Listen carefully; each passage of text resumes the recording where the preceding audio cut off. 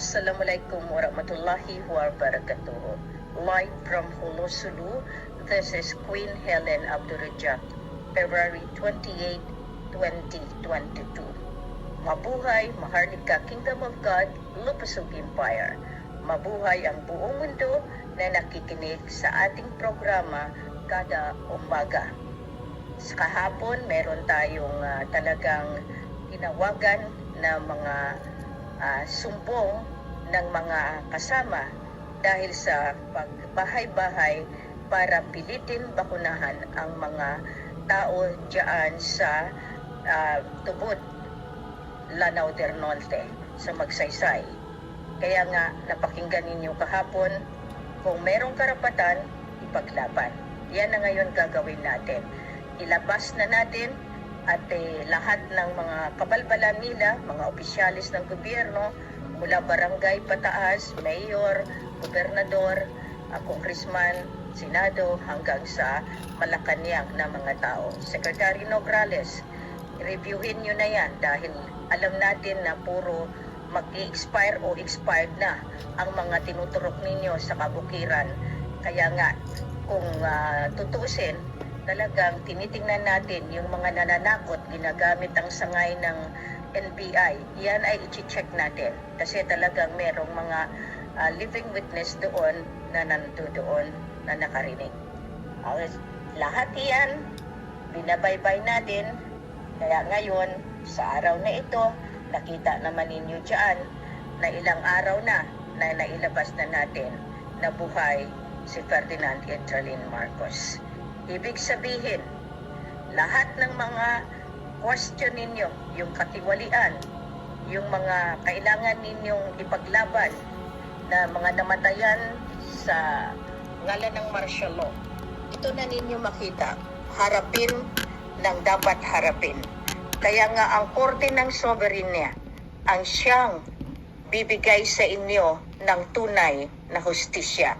Dahil dito napakita na natin na ang kiram living witness, si Ama Ali, si Sultan Turun Lawan Tumaga, Sharif Usman, Dato Ismail Mun Ali, Sultan Muhammad Ismail Ikiram, ay siyang nandito sa ngalan ng Islam. Si Ferdinand Edralin Marcos, siya ang living witness na kung saan siya ang naging tatay sa absolute monarchy with the King and Queen, si King Mamay at Queen Helen. Yan yung teritoryo ng Luzon, Visayas at ang coverage ng 01-4 recovered territory. Pagdating naman dito sa Islamic, yan na ngayon ang head, Federal Republic of Lupusog, na siyang iipon sa Federation. So makikita ninyo na ang Minsupala, Mindanao, Sulu, Palawan, Sabah, Sarawak, Kalimantan, Bulungan. So lahat itong dalawa, lahat ng bagong henerasyon na mga liderato ay talagang inappoint ang ating mga grandfathers na yan nagtatrabaho. Sila yung mga talagang nakikita natin na nagre-recover, nagli-lead, nagre-redeem ng mga holy assets, lalo na dito sa teritoryo ng entire Royal Sovereign Territory sa ating mga royal family na makikita natin sa kasama ngayon sa pakikibaka at pakikipaglaban ni King Mamay at ni Queen Helen. Ito ang divine formula. Kaya nga makikita natin na ang Abdurrajak clan, royal family, direct from the house of Ismail in the lineage of 7 Makdum, the mga Aulia of Likop Adam in the 9 at saka sa Tulawan sa Suluan, North Borneo.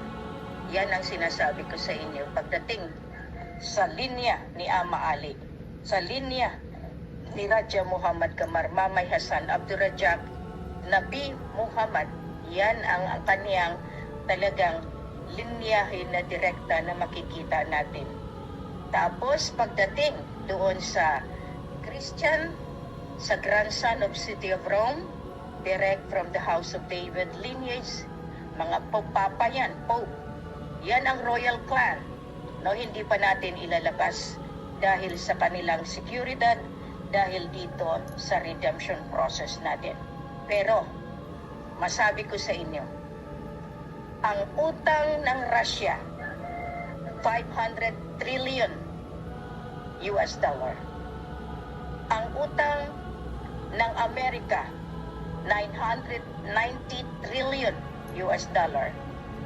Ang utang ng Malaysia, 100 billion US dollar. Kaya nga dito makikita ninyo paano nagkakaroon ng mga ganitong utang. Kaya nga pinapaaway na naman kung sumiklab na naman iyan dahil alam nila maniningil na ang apo ng mga lolo ng mula sa Torre ni David, sa Torre ni Ismael. Nandito si Raja Mamay. Kaya nandito si Queen sa Torre ng David. Dito natin makikita. Kaya nga, gusto kong ibigay kay Raja Mamay, bakit ang lolo talagang ipinaglaban niya na wag walain ang Abdurrahjak na apelyedo dahil yan ang binigay ng lolo Tungko na kahit anong mangyari, hahanapin at hahanapin. Pasalamat tayo, nandito ulit ang ating mahal na hari para bigyan linaw itong tinatawag ng bagong henerasyon.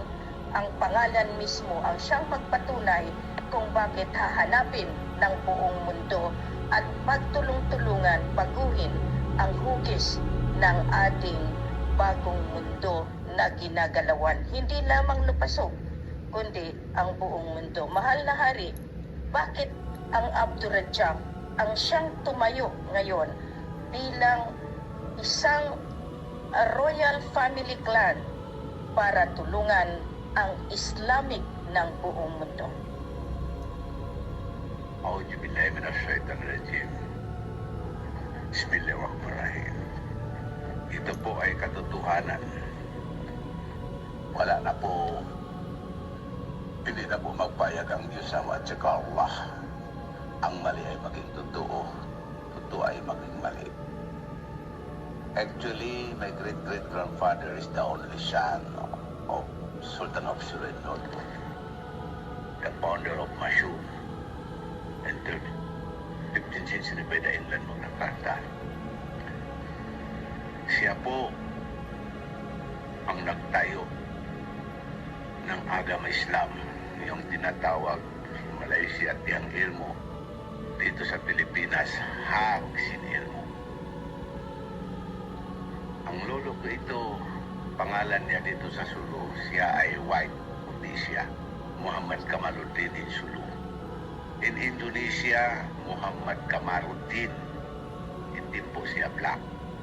Sa Brunei, Husin Kamaluddin, pula po. Ay siya po, Sultan Muhammad Ali. Noong siya naghaji,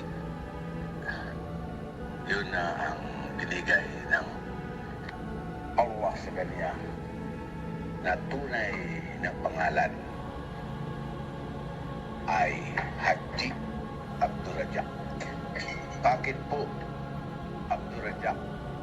Ito po ang nagatakda kasi ito code sa Book of World Record sa dalawang volume. Volume 1-A America Pentagon File, Volume 1-B London Buckingham File. Ito po ang magpatunay.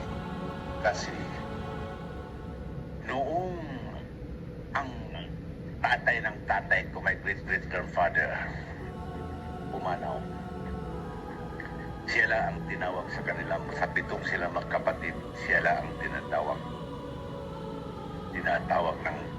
ng tatay niya. Noong siya pumanaw, kasi ang tatay noong una, tatay ko nag-aaral siya ng grade 5, pagkatapos yung maestro na noong panahon ng Amerika, grade 5. Sabi niya sa tatay ko, Abdul Ghaffar, mag-aral lang ka. This is my advice to you. Huwag mong alisin ang Alright, pinauton muna natin, no? Maya dugtong, reaksyon na lang natin. Total, marinig na naman yung kanina. So, may nagsumbong po sa kanya. Una po, sabi ni Queen Helen na nagreklamo dahil po pilit po may nagbaksin doon, no? Sa lugar ng dito sa lugar na sa Mindanao na mayroong banda doon. Pinapag-iingat niya ang buong sulok-sulok na Mindanao dahil po ay sabotahe ang ginagawa, no? Dahil ay expire po, no, ang mga baksin na tinuturok. So may nagreklamo lang kaya po siya naging nagalit, nag-advise, no? At itigil na ang kasamaan para masira ang administrasyong Duterte, no? Kaya po yun po yung pag-warning. So nalaman doon. So ingat po tayo. Okay. Tapos, alam po naman natin na mahirap paniwalaan, pero marami na pong nagtatayo at kumakalat na po yun. Pinakalat na po namin dito sa social media, sa YouTube, o saan pwede aabutin, no? Ang paglabas ni Pep, no? Ni Senyor ay wala, mahirap paniwalaan, no? Dahil ay sa pagbabago ng ating Republika ng Pilipinas, no? Ay paglabas ng kalululuhan, no, na pagmay-ari ng Pilipinas. So ayan po ay mayroon pong ang royal family ay ang ating senyor nagkakaroon po siya ng 500 sariling bantay lang, no? Sariling bantay, sariling sundalo. Ayan, no? At ayun po ay ating makikita diyan, no, na napakadami. Okay? Ay yan ay mga private, no, royal military at bilong po tayo dyan, no? Po yung ating mga tayo po yung isa, no, na mga natahasan, no, na magbantay sa ating senyor sa oras na kanyang pagpakita. So mahirap paniwalaan pero wala po tayong magagawa dahil ito na ang tinatakda, no? Alam na natin, no, darating ang oras na magkakaroon tayo at magkakaroon tayo ng panahon, no, na balang araw ay makikita natin, no, ang katotohanan tungkol po nito lahat, no? Ituloy natin to, no? Okay. Tuloy po natin. Nato na, nag-isaya na. Okay. Ito number 2. This is my advice to you. Huwag mong alisin ang pangalan ko. Huwag mong alisin ang apelyido mo. Huwag mong walain ang Abdurrahjak kasi yan ang buong mundo, especially the NATO, maghanap at saka yun magpasok na dahil sa Abdurrahjak. NATO, magpasok na kayo sa Sulu kasi labas ko na ang code ng Abdurrahjak kasi sabi ng lolo ko, kung lalabas na ang Abdurrahjak, magpunta na sa Sulu ang Blue Eyes kasi mayroon na tayong Royal Imperial Headquarters, Peace Defense Economic Renewable Energy. Nandito na lahat. Dito na tayo lahat mag-sign ng agreement. Mag-sign ng simula ng agreement treaty to begin with the new agreement and development for the new generation. Ang Abdo, it is in Arabic characters.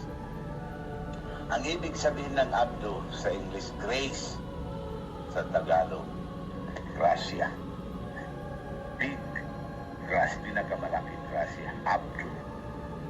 The last, the continuous Abdo. In Abdo in Arabic characters, that is grace, Gracia in Tagalog. Rajak, Raja is king. Kaya nga Abdurrahjak.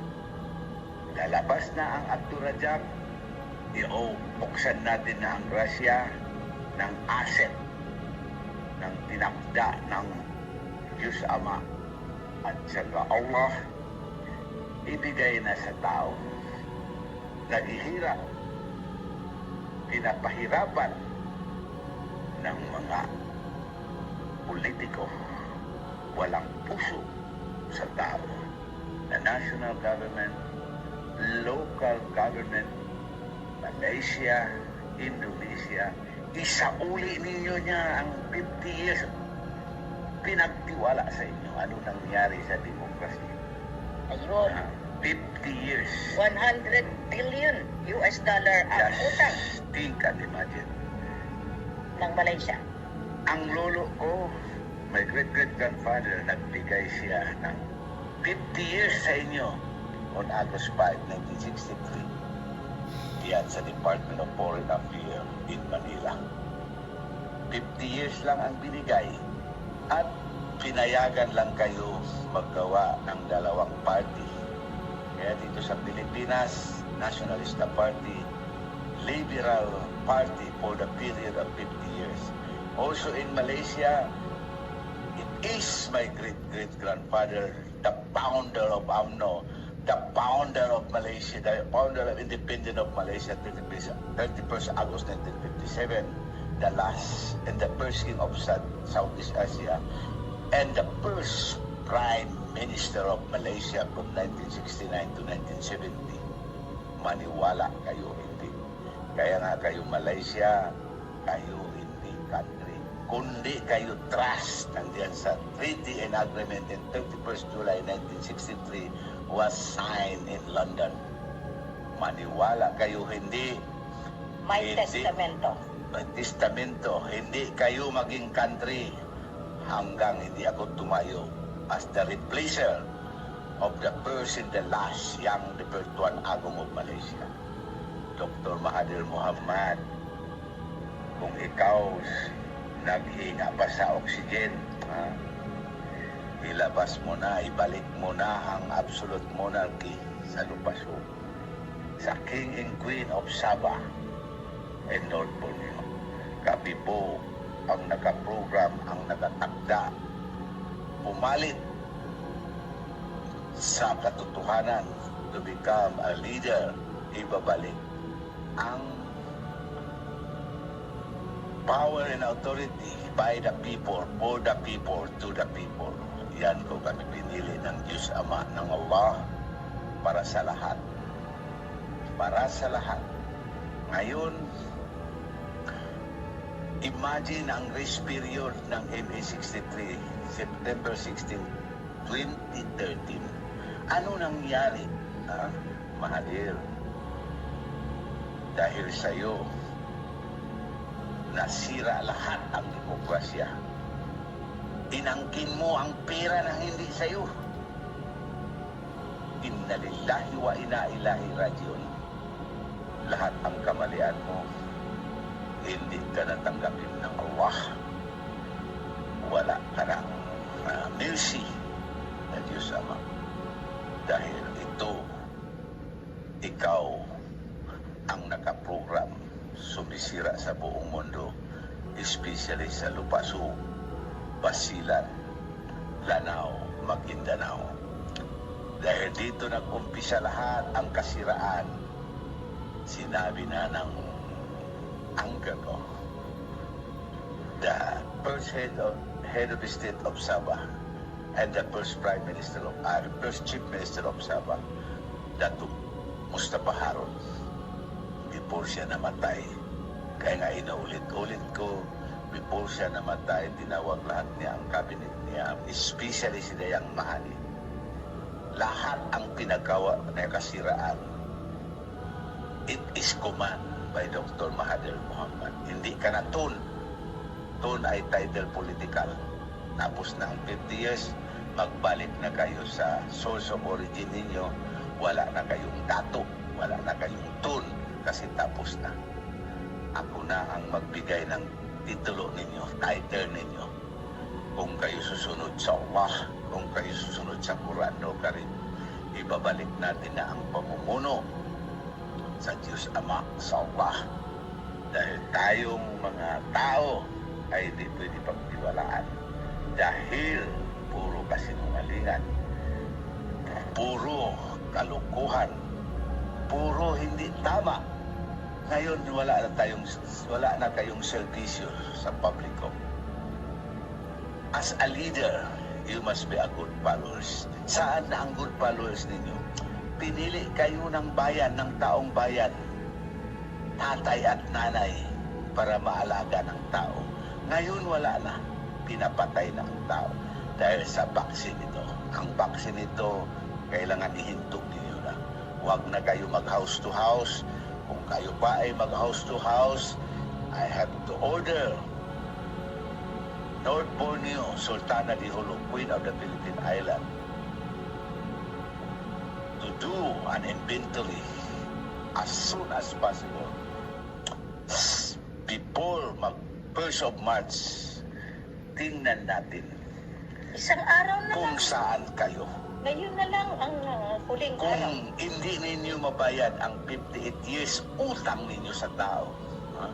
Believe me or not, Ayun. ha? Pangako ko ito sa mga tao pinagpahirapan ninyo.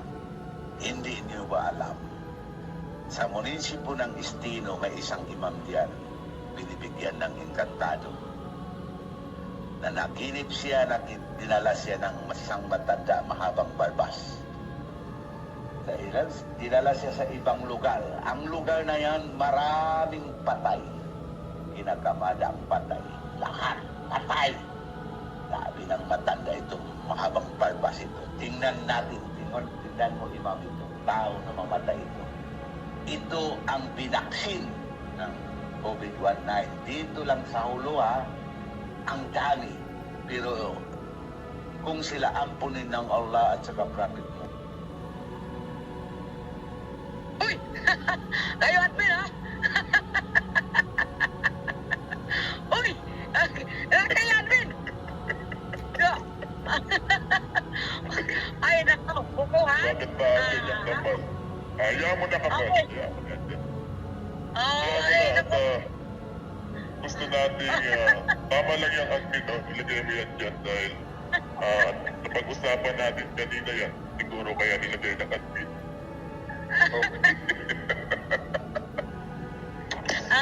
Ay, ayaw ko ganahan na magsalita dito. Ginagawa niyo naman sa akin. Ay, bukuhan na talaga. Ay, nako po. Okay. Alright. Dahil Alam ko na, napag-usapan okay, kanina kapal, no? Makinig ka muna kapal. Alright? Oh, Dahil napag-usapan kanina na isa ka sa nabubuno dyan sa ginawa dito sa RIF. Okay? Isa ka dito sa nabubuno dito. So, pinakikilala ka namin bilang isa sa mataas na magbabantay sa ating amang hari sa kanyang paglabas. Sa pagbabantay kay Ben, kay Senyor sa kanyang paglabas. Isa ka sa mamuno. Ayan naman ayan, ipinagmamalaki ng Kingdom of the South. Ang ating PB Bosti ay isa sa magbabantay sa ating amang hari sa kanyang paglitaw dito sa ating mundo, dito sa ating bansa ngayong darating na buwan na to. Ang kanyang batalyon ay meron na siyang umaabot ng 500 batalyon. Right? At medyo konti pa, baka meron bang gustong sipa. Okay? Yung tagapangalaga ng ating hari ay meron ng 500 na tao na mga miyembro. Hindi ito miyembro, no? Ito ay mga RAF, mga Royal Soldier. Kung tawagin natin dito sa ating bansa, mga Royal Soldier to. At isa si TV Bosti ang siyang naatasan na mag-alaga sa ating amang hari. Ayan, pinapakilala natin si TV Bosti. mas malas kawal. Kayo talaga eh. Bukuhan na talaga to. Match na pala talaga. Ay, naku, mamaya ka sa akin. Ikaw, sino naglabas yan? Talangin mo yung admin kambal. Di ako niya na nagpaliwanag lang ako dito. Hindi na naglabas yan dyan. Ayan na, so huwag mo naman pagalitan yung admin kambal. Wala siyang kasalanan dyan. Naatasan ko siyang ilagay ang mga picture mo dyan. So, hayaan mo lang, huwag mo pagalitan. Alright? Dahil napapanahon naman na para ikaw ay makilala ng ating mga kapatid dito sa Kingdom of the South. Right? At doon sa mga naandyan sa Mansion of the Bullshit, ay gusto kong ipakilala sa inyo ang isa sa magbabantay sa Amang Hari sa kanyang paglitaw. Ayan, kaya naman sabihin nyo pa rin aning-aning. Walang problema. Sabihin nyo pa rin na nababaliw ang Kingdom of the South ay walang problema yan. Dahil sinasabi nyo nga na binuhay ang patay, ay wala pa rin problema yan dahil naandyan buhay na buhay ang kawal na siyang mag-aalaga sa ating Amang Hari sa kanyang paglitaw. At hindi lang naman yan nag-iisa, ay napakarami na mga yan, pero silang 500 na RIF na siya mag-aangalaga sa kaligtasan ng ating Amang Hari. Kaya sa kaligtasan ni Pem sa kanyang paglitaw. Alright? Pinag-ahandaan na yan ngayon. So, ayan o. Buti naman at naliliwanagan na unti-unti ang pagkatao ng bawat isa na nandito sa Kingdom of the South. Alright? Ayan. So, Tanggal, kasi hindi ko gusto mag-explain ako. No, napakada. bakit ka mag-explain? Alam mo, Kambal, no? Ito lang masabi ko, Kambal, no? Be proud, alright? Be proud na isa ka sa pinakamataas na mag-angalaga sa ating hari. Alright? Hari yan ang ating bansa. Kaya maging proud ka na isa ka sa magbabantay sa kanyang kaligtasan, sa kanyang paglitaw.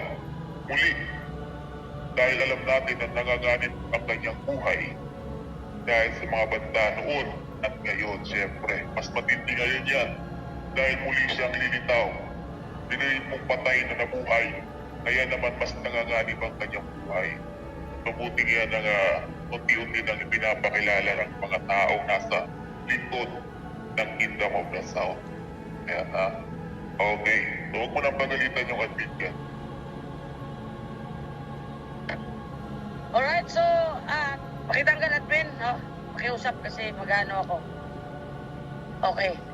Tuloy-tuloy po ako sa aking sasabihin eh. Okay, ayan. So, alam po natin na doon sa note pa naman, sa Bulak Kristal pa tayo nagkikwento. Napakadaming utang ang bansa natin. Pero wala pong naniwala sa atin, di ba? Dahil po, tayo lang nagsalita, di ba? Sabi ko noon sa inyo, ay ilabas ko din ang mga sino po ang nagsabi, di ba? Na tandaan niyo yung sinabi ko na sa Bulang Kristal po tayo, napakadaming utang ang buong bansa sa atin sa Pilipinas. At nakikita nyo na, di ba? Nalalaman nyo na at yun ang bayag, di ba? Na mahal-hari. At ni Queen Helen na talagang hindi pala totoo, na talagang hindi pala nagbibiro ang TV boses sa Bulak Kristal pa lang at sa mundo ng Engkantyada. At ito ay true life na, no? Andito na po tayo sa katotohanan. O hindi na po tayo dumaan dahil malapit na po tapos ang 2 libro o pag matapos in ang story na Engkantyada, masaya ang Pilipinas. Di ba? Sinabi ko na sa inyo yan. Ang kwento sa Engkantyada, ang kwento sa Bulang Kristal ay papunta sa reality. O ngayon, paano yan? Pinatotoo na buhay si Pem. Pinatotoo na maraming utang ang buong bansa sa atin. Nabanggit na ang ilan yon, ilang dollar yung utang Amerika o Russia, lalo ng Malaysia. Kita nyo na, di tayo nagbibiro dito. Akala kasi nila ay tayo akala kasi nila tayo dito nag-i-imagine. Di ba? Hindi nila alam na ako'y nagpapasabog ng katotohanan na nito'y darating na. Alright, so ituloy na po natin ang video kasi mayroon pa ako ipapalabas, no? Okay, para ba yung ating number 3 na tayo? Yan lang ang sinasabi ng matandang mahabang balbas. Believe me or not, that imamituno. Ulit. Yan lang ang sinasabi ng matandang mahabang balbas. Believe me or not, that imamituno kami nagkanduri doon sa bayog. Ilabas niya po ito. Alam mo ba, there is an international criminal court of justice. Yun ang tinatawag ICCJ. Kasi nabawi na ng North Borneo, Sultana de Jolo, Philippine Islands, ang Seruan Daspor, ang lahat-lahat ng asset ng sultanato.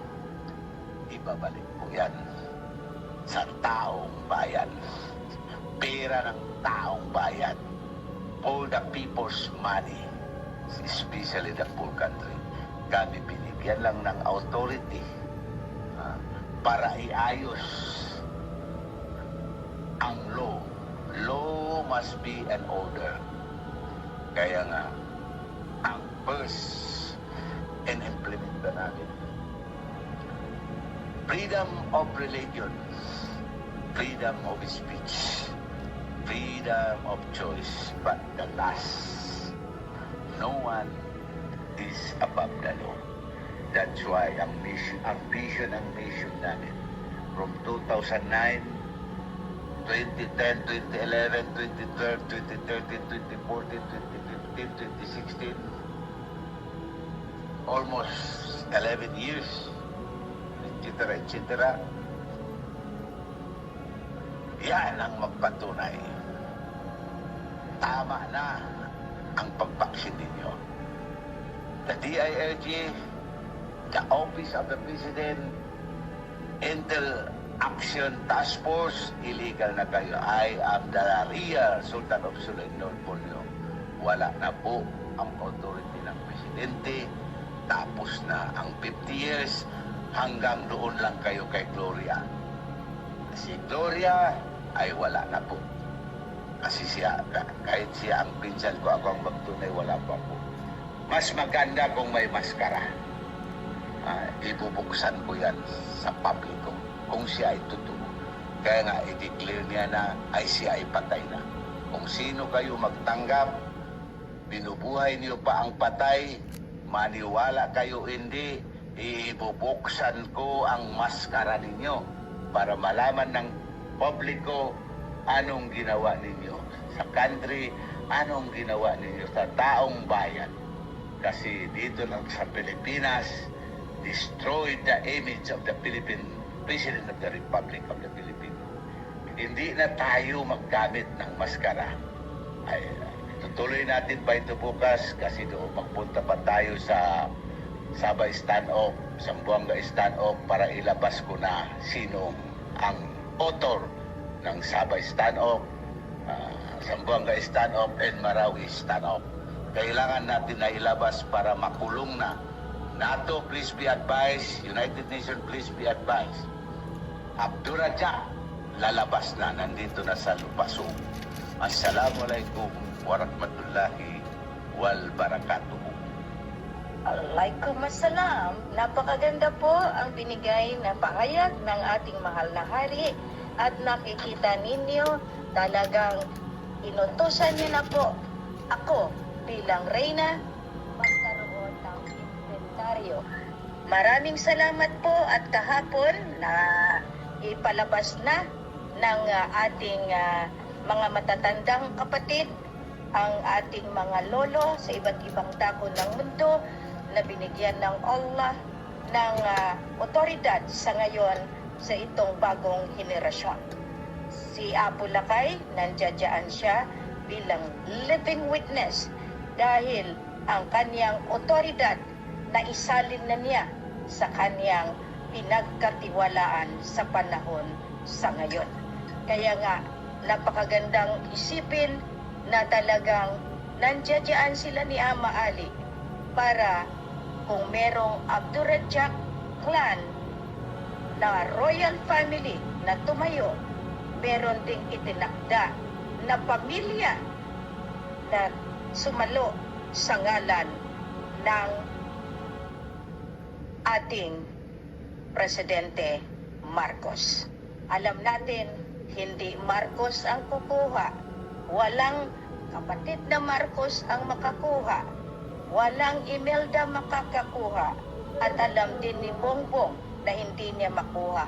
dahil pagkatapos niyang pinaglaban, doon nanalo sila, inantay siya ng ilang taon sa Singapore at hindi niya kinuha ang kailangan sa ngalan ng sambayan ng Pilipinas dahil alam din niya kung anong kinatatayuan niya.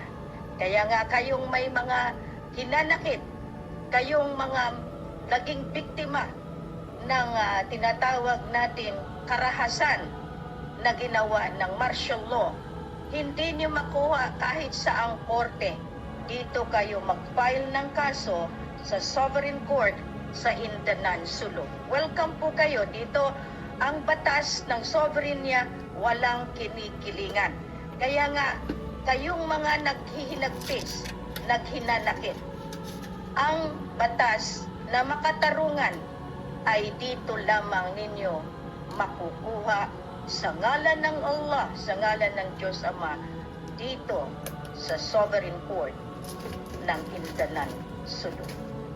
Ang ICCJ na sinasabi ni Raja, dito pa rin huhugot dahil pinapakuha ko na ang tinatawag na warrant of arrest galing sa pinakamataas na korte at ibigay dito sa sovereign na korte. Kaya kayong mga nagmamaliit dito, tama na. Dahil kayon inutusan na ako ni Raja Mamay maningil at nalaman ninyo, Russia and Ukraine, Malaysia, yan ang kasabwat ng away ngayon sa Russia and Ukraine. Sisingilin natin sila, mahal na hari, sa 100 billion US dollar na utang nila sa Maharlika. America, 990 trillion. Russia, 500 trillion. Kaya ngayon, nalaman na natin na si Lolo Rizal, siya rin, si Antonio Severino, lahat ito, Santa Romana, si GPR, Lolo Rizal pa rin, pero namatay si Antonio Diaz sa Cabanatuan at the age of 113.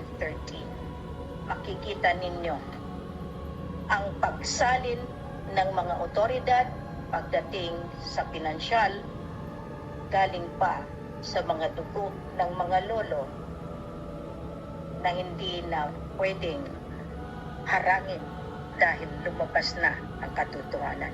Maraming salamat po sa inyo. Hanggang sa muli, hanggang bukas, mabuhay, masalam.